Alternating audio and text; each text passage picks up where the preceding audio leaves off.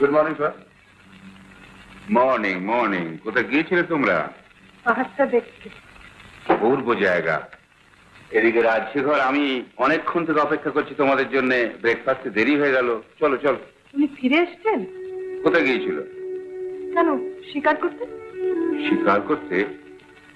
তো জানি না তো। চলো।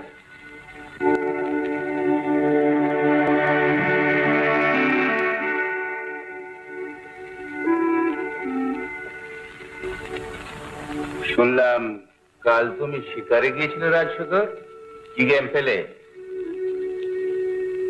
কাল সারা রাত বন্দুক হাতে নিয়ে অভিজ্ঞতা সঞ্চয় করেছি।